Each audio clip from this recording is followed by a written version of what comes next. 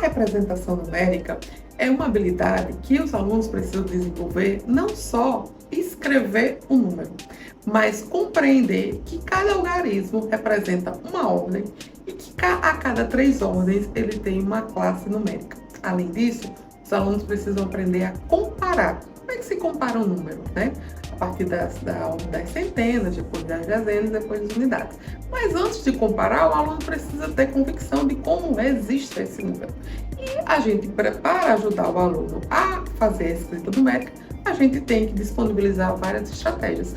Nesse vídeo, a gente vai dar uma sugestão a vocês sobre como fazer representação numérica a partir do prato descartável. Já conhece essa possibilidade? Se não conhece, vê o vídeo que a gente vai explicar bem detalhadamente.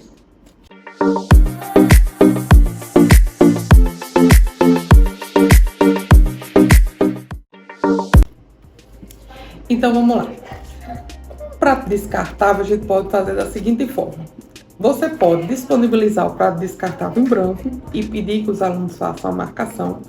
Ou você pode dar o prato descartável já dividido em 3. Por que 3? Porque vai representar aqui unidade, dezena e centena.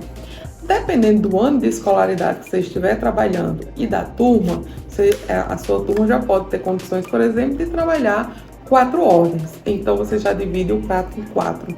Unidade, dezena, centena, unidade e milhar, tá bom? Então, você escolhe aí se o aluno que vai fazer e se você vai fazer em quantas ordens você vai dividir. Vamos supor que a gente vai trabalhar as 3 ordens, tá certo? Número com 3 ordens, considerando que 3 ordens a gente só pega uma classe, né?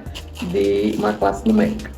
Então, como é que a gente poderia fazer isso? Você pega, eu vou usar essas fichinhas aqui, tá bom? Que eu tenho, mas aí vocês podem usar semente ou qualquer, até bolinha mesmo feita de papel. E aí joga aqui no prato, certo? Alguns combinados a gente tem que fazer. Quais, por exemplo? Fichinha que caiu na linha que está delimitando os espaços, elas não serão consideradas. Para não ficar naquela dúvida, e aí, fica na centena ou fica na unidade, não é verdade? Então, elas são descartadas. Se na hora de jogar uma fichinha tivesse caído fora, ela também seria descartada. Se alguma fichinha tivesse ficado na borda do prato, ela também seria descartada. E por aí vai. Ok. Descartado as fichinhas, supondo que os alunos estão em grupo, né? Eu sempre gosto de trabalhar essa organização, dupla, trio ou quarteto, no máximo, para não ficar ninguém sem fazer nada. Você pode, ou cada aluno tá com o seu prato e fazendo a sua numeração, ou pode ser um prato por grupo. Você, enquanto professor, vai definir isso. Fichinhas jogadas, descartadas, que foram combinadas, aí você tem que listar a regra, o que vai valer, o que não vai valer.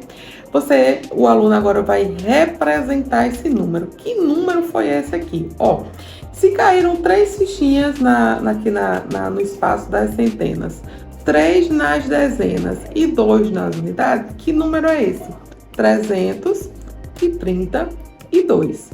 Se você quiser utilizar a ideia que a gente deu de cada aluno estar com o seu prato, a gente pode fazer como se isso fosse um jogo. Eles jogam, né, cada um com o seu prato, e aí você podia dizer o seguinte: cada jogada, quem conseguiu o maior número, marca um ponto.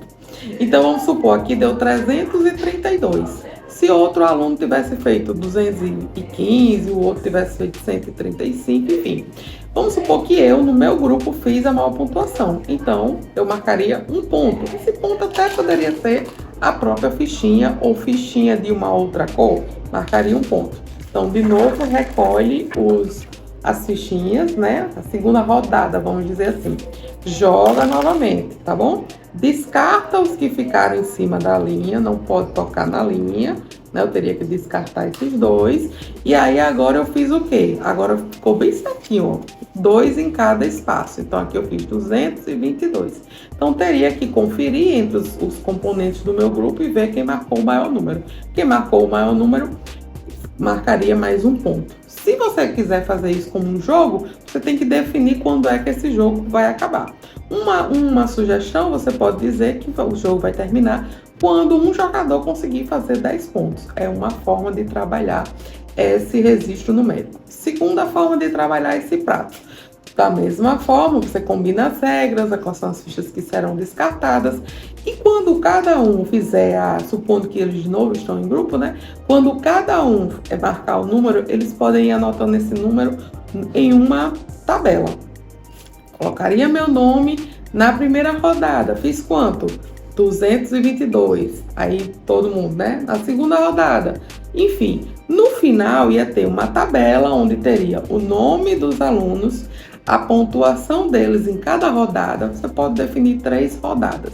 E essa tabela serviria para depois, elimina a parte dos pratos e trabalha só com a tabela, trabalhando a questão dos problemas. Você pode elaborar vários problemas para eles resolverem a partir da tabela que foi conseguida com os números das jogadas, tá bom? E uma terceira opção para trabalhar esse prato, da mesma forma, joga as fichinhas. Com o número posto, você pode dizer que eles vão precisar representar esse número com material dourado. Então, por exemplo, como seria 222? 222 com material dourado seria 220, 2 barrinhas e 2, certo? E aí são várias possibilidades. Perdão, foram 3. Várias possibilidades que a gente pode fazer aqui. Então, aqui, além da representação na ficha, teria a representação com material dourado. E aí você confere se eles estão conseguindo fazer a leitura do prato e a representação do material dourado. Você estaria fazendo 2 coisas ao mesmo tempo.